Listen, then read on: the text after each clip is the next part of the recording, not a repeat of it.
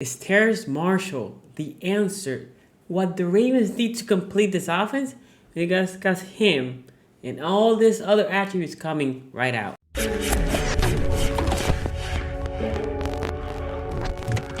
Renegade. Hey guys, my name is Sunny. Welcome to szg.sports. And if this is your first time in this channel and you love Ravens content, and I know you do, please subscribe now. Hit that bell so you know every time I go live on Mondays at 5 or when I put videos. This is the time of year when I put a lot of videos on prospects. Also 5:45 on Tuesday, AFC North Talk. Great show. You need to check it out. There's going to be a link in the description below. Anyway, Terrace Marshall. Look, I was halfway into my, my deeper dive that I do with prospects, and I try to condense this in a semi-simple way, almost like bullet points, so it can be, easy to digest instead of having an hour video of all this. And then my timeline exploded. Oh my God, 4 something he ran. One thing I will tell you, I don't watch Pro Day. None of my views are reflective of any Pro Day. I haven't watched none, not even one Pro Day this year. I sometimes watch the Combine when the Combine's on, but I don't let that murky my view. I go watch tape, and with that, I make my assessment. That's why, if you haven't seen it, I did it on my live stream, my Rousseau and Phillips review. Also, I have Bateman and the tight end from Penn State that I cannot pronounce his last name, and others, right? So go check him out, or them out, okay? So, Terrace Marshall, 6'3", 200 pounds is what I found. I don't know, again, I don't know what he measured in the Combine, not the Combine, his Pro Day. One thing in the Pro Day, the numbers are skewed a little bit, so. 2020, 48 receptions, 731 yards, 10 touchdowns. That's amazing. Remember, 2020 was a condensed year for most of these teams. 2019, 46 catches, 671, 13 touchdowns. Why I'm more impressed with 2019? Production was similar, obviously more games. But think about this, 2019, Joe Burrow. Whoa, good quarterback, yes. But also, Chase and Jefferson were there. And he was still productive. So he was the third guy on that team. He was still productive. 2020, the big game was Texas A&M. They were ranked number 5. 10 receptions, 134, won a touchdown. Amazing game. 2019, ranked opponents, Georgia, 5 receptions, 89 yards for 2 touchdowns. Georgia was ranked number 4. And that was the playoff game. Then Alabama, they were ranked number 3. And he had 2 receptions, 45 yards, 1 touchdown. Auburn, they're ranked 9, 2 receptions, 29 yards, a touchdown. Texas, they're ranked 9th, 6 receptions, 123 yards, and a touchdown. Very productive. And this is what I saw for him. Look, good on route running. And when I went and saw route running, it wasn't, some people are very excel in short route running, right? Some curls, some drag routes, hitch and goes, out routes. This dude was great on the low side or the short routes, but he was good also on post.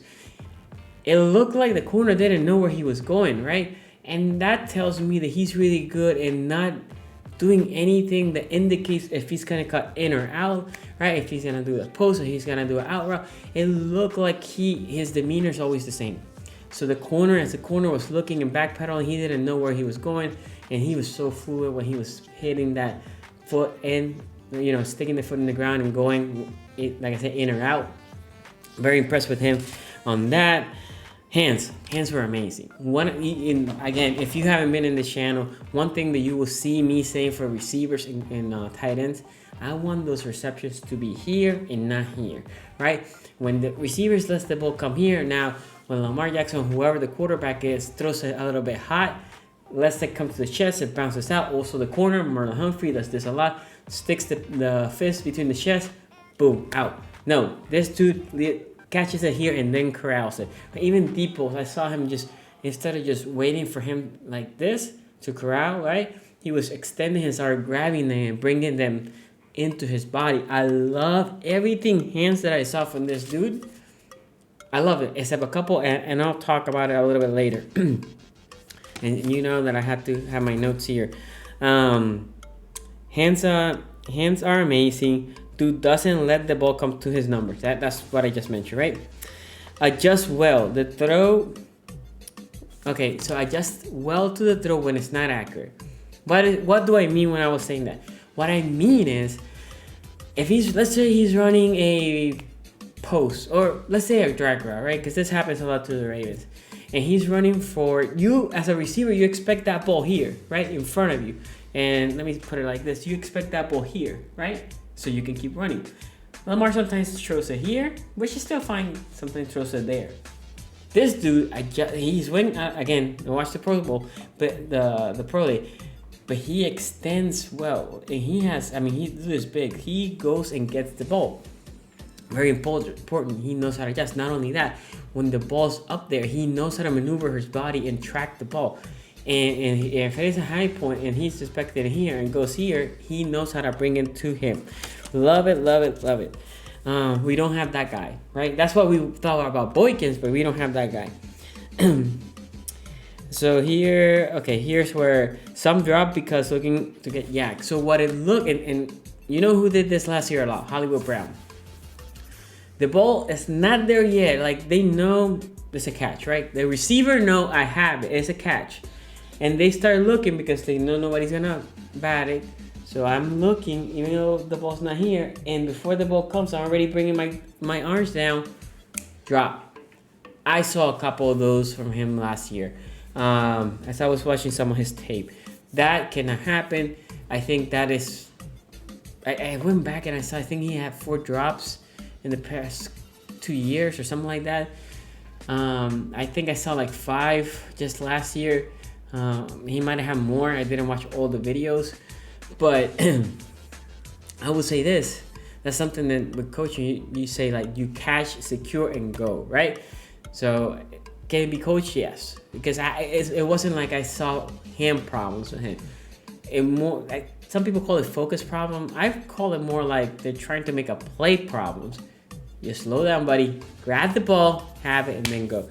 I think those are correctable. I wouldn't be, again, everything else. Dude, it was amazing. He gets open. Separation with the speed and physicality. Okay, and when I was seeing this, I thought about Boykins. Because I remember a couple years ago, a lot of you were like, hey, Miles Boykins, you need to check this tape. After he ran whatever he ran in his the combine. And I said, dude might have run whatever. He doesn't play at whatever speed. He plays way slower than that. And in college, you get open and a bunch of play because you are playing not always against the level of your competition. Well, this guy can get open because he does play to whatever speed he ran. He is fast on the field as well as a straight line fast, right? He's not Hollywood Brown fast, but he has that speed so he can get it and go. Not everybody can do that. That's why some pro days are deceiving in combines. Okay, and not only that, when sometimes they call him the chicken fighting, right? He knows how to place his arms. Look, receivers get away with OPIs all the time. And there was a couple of plays I was like, eesh, this could have been an OPI. If the ref ain't calling it, you keep doing it as a receiver, right? And as a defender, you need to just either sell it or just be as physical. Well, he knew how to extend a little bit just to create that smaller extra separation. Go grab it. It looks way more polished than not a rookie, but he might have been a senior receiver, right? He looks more polished than a college receiver is what I mean. He looks way more polished, and not only route running and the hand fighting and high pointing the ball, which again, we don't have none of that. So he played both slot and outside. So in 2020, as I was seeing, he was getting kicked in the inside. And I was watching that, I said, oh man, I don't want him to be kicking the inside, because what I want is, I want that X, I want the outside receiver, a guy that is more, he can play inside sometimes, but mostly on the outside, right? Because I want to see Duvernay in the slot, Hollywood on the one side, and receiver X, Sammy Watkins for now, but could be Marshall on the other outside. So then, like I said, I went to 2019, and there he was. He was more on the outside. Because in 2019, Jefferson, right? JJ was playing that slot, and he was really good. Jefferson, one of my favorite receivers last year. This dude, was really good on the outside. Now, again, this guy, he definitely has all the tools in my opinion. So when it came to Yak, right, yards after the catch, between him being strong and his speed, okay, so let me rephrase this, because I'm writing as I'm just vomiting when I'm making this notes. But when he gets the ball, right, not only he has speeds to get away, and again, not Hollywood ground speed, but really good speed. He's also very strong to stiff arm. What he doesn't have, he has good vision to see, okay, that is open, let me go there. But I didn't see amazing cuts, jukes. That's not him. Like, if that's what you want, that's not him. I don't think that's what we want, but I'm just saying that will not be him. What he does have is like, that area is open, let me go, and now I can just run to that place, and then if as a defender catching me, I can stiff arm him, and I can put my second gear, and he is pretty fast. Again, game tape was showing me that he was fast. And high points the ball, knows how to use his body. That's very important. There's so many big receivers that don't know how to high point the ball, don't know how to use the body, right? This dude, when there's a zone, he knows how to attack the holes in the zone. Not only that, when he sees the ball getting up, he knows how to move his body, allocate his well, high points the ball, and comes up with the ball. Amazing. And like I said, use of hands to put his body in good position, right? That was one of the things I was saying. If he needs to, box out. I call it box out, box that receiver out of the corner out a little bit to grab the ball. He does it. I think he's a late first, early second. He has some vibes of Michael Pitt. Pitt looks stronger. This dude looks a little bit leaner and faster. But that quasi receiver, big body receiver, I can't remember what Pitt measured, but this dude is big. He can put some weight and get stronger. I think the way that he is makes him a little bit faster. I think at this point it will be better for him to stay a little bit leaner and faster. Dude looks strong enough. So I think he's a late first, early second, but I want to know what you think. Put in the comments below. If you like this video, give it a thumbs up, subscribe to the channel, follow me on Twitter, IG, Facebook, at szg.sports. Don't forget, every Monday at 5, live stream, every Tuesday at 5:45, live stream in the ASC North Talk. And last but not least, obviously the prospect videos, you need to check them out. Thanks for watching, and I'll see you next time. Peace out.